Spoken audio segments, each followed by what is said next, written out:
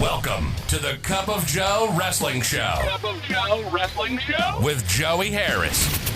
A podcast for the wrestling fan on the go. So take your favorite beverage of choice and join Joey as he takes a look at some of the biggest shows on the WWE Network.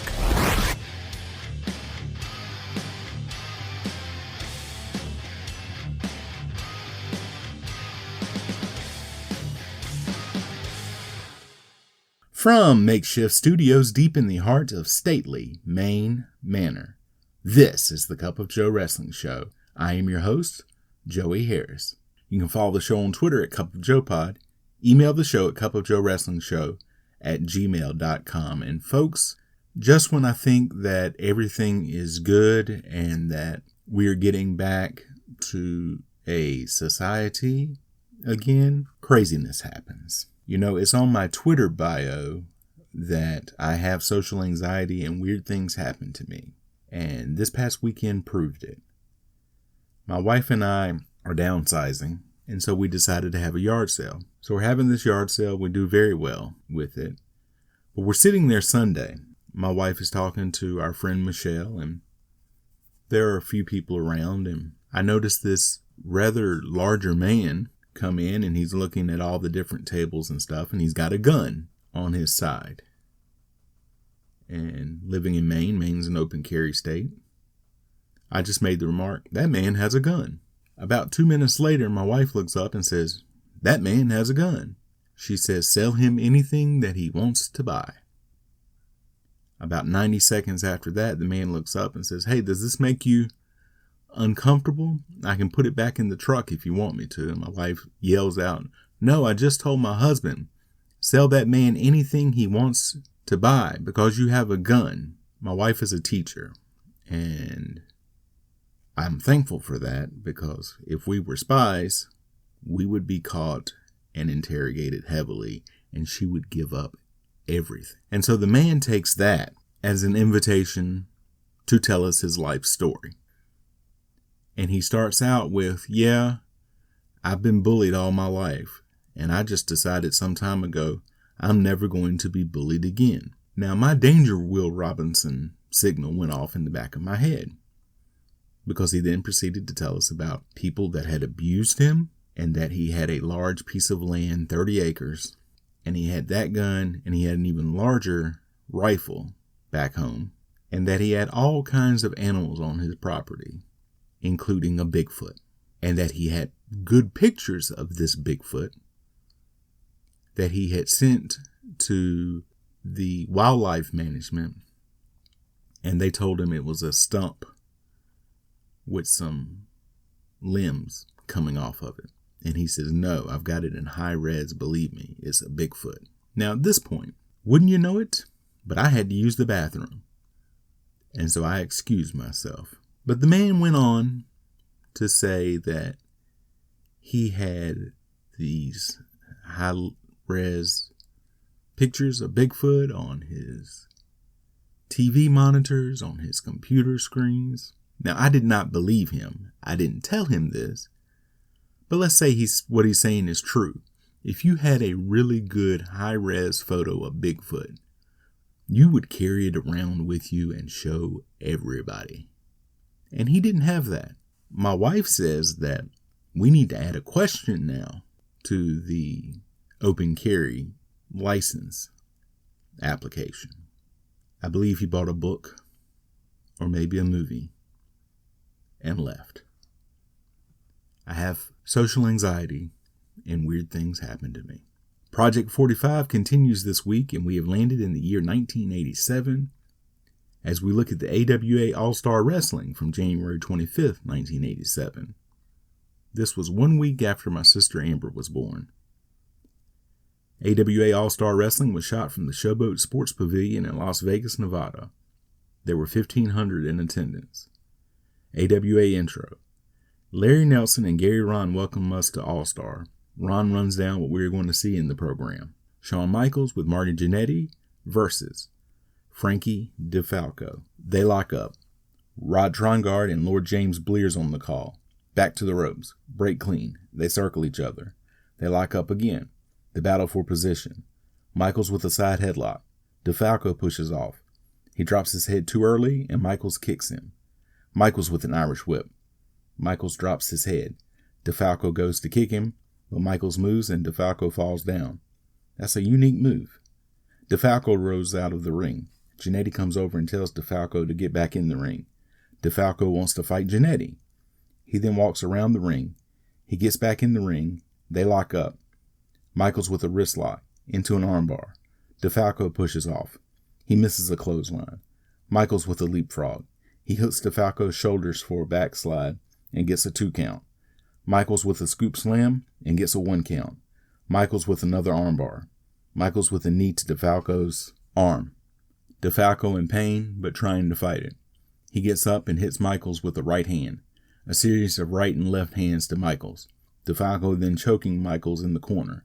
He picks Michaels up in the corner and slams him down. DeFalco goes up to the second rope for an elbow drop, but misses it when Michaels moves. Michaels with a series of left hands. Michaels with a spinning punch to knock DeFalco down. Michaels with a snapmare. Michaels then hits an elbow drop from the second rope and gets the pin. Larry Nelson interviews the Midnight Rockers. Jannetty says everyone wants to know who is the best tag team in professional wrestling. He says, well, Buddy Rose and Doug Summers are the AWA Tag Team Champions. He says the Midnight Rockers have done everything they can to catch up with them, and 1987 is their year. Michael says that's right. They have chased these guys in 1986 all over the country. They had just got back from Australia where they thought they were going to find them. He said they had a tournament there that they won, but there was one team missing, and that was the world champions. Last year they followed them to Japan. They beat every team there, but guess who wasn't there? They have chased them all over the United States. They are finally going to catch them and face them to see who is the best team. Whether it be a title match or a steel cage match or any other match they can dream up, the Rockers are going to get the world champions in the ring one way or another and prove beyond a shadow of a doubt who is the best team in the world today, Buddy Rose and Doug Summers or the Midnight Rockers. Mike Richards versus the Super Ninja with Larry Zbyszko. A Larry Sucks chant goes out. They lock up. Back to the corner. Super Ninja goes for a forearm. Richards ducks out of the way. Richards wary of locking up again. Super Ninja with a right hand shot that knocks Richards to one knee. Super Ninja with another forearm shot. Super Ninja throws Richards to the outside. Zbyszko comes over to the commentary table and says if he doesn't get his shot at Nick Bockwinkel, Stanley Blackburn might find Super Ninja at his house one night. Richards gets back in the ring, and Super Ninja chokes him on the top rope for a 4 count. He then drags Richards' face along the top rope. The referee admonishes Super Ninja as Richards falls to his knees. Super Ninja with a kick to Richards' chest. Richards with a shot to Super Ninja's stomach.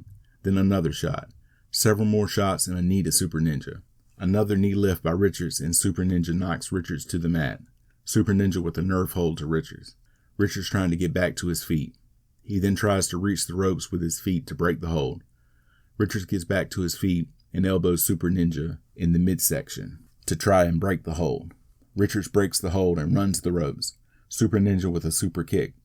Super Ninja with a karate thrust to the throat of Richards. Gets a 2 count and then lifts Richards up. Super Ninja with an Irish whip and another kick to Richards' face. Super Ninja with a double underhook bridging suplex to get the pin. Larry Nelson interviews Larry Zbyszko and Mr. Saito about their attack on Scott Hall and Nick Bockwinkel. Super Ninja then pops in out of nowhere. Saito says he's been gone for 2 years, and now he's back in the AWA. His body was more powerful and strong now. He told Bockwinkel in 2 years everything changed now. He says he told Larry Zbyszko that he didn't understand Nick Bockwinkel.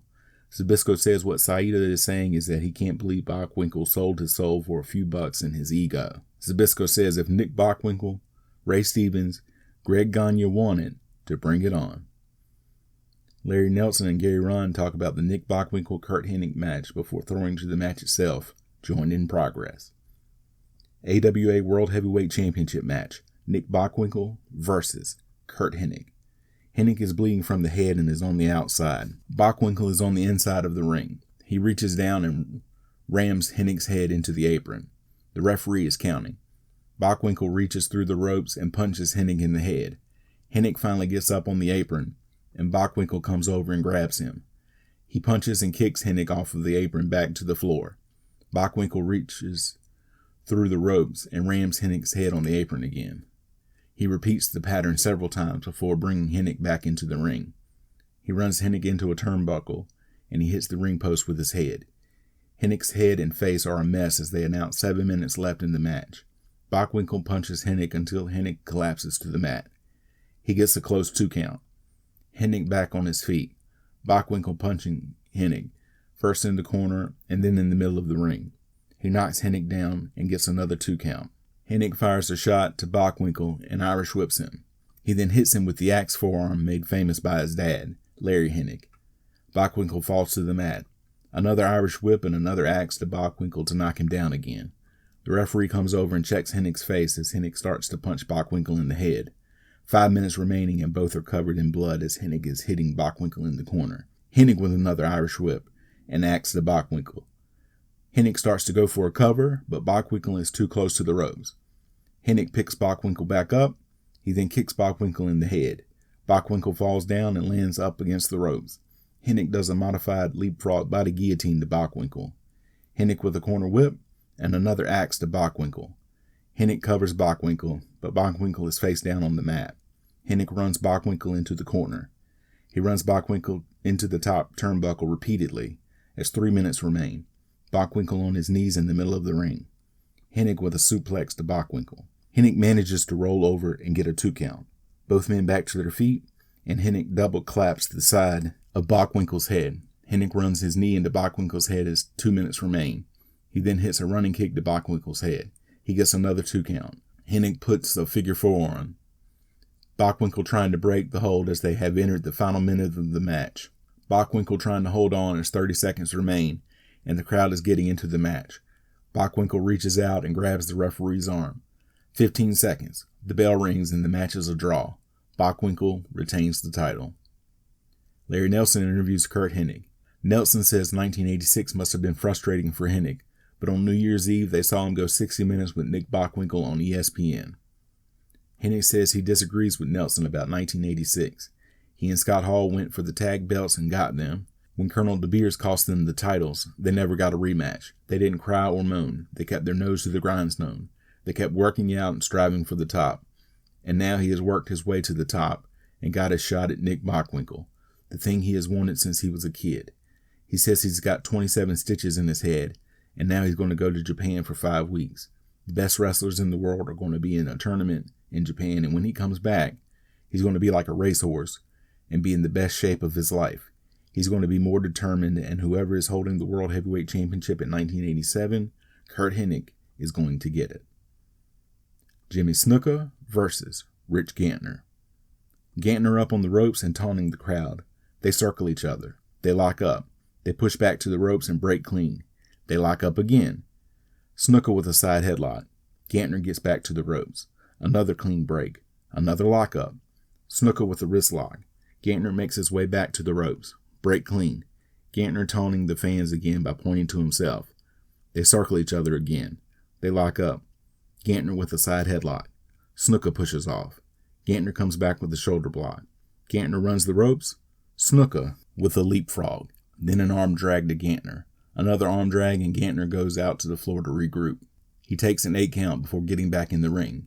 He then goes right back out of the ring after breaking the count. He then spits in Snuka's face. Gantner gets back up on the apron, and Snuka swings at Gantner, who ducks the attempt before being slingshot back in by Snuka.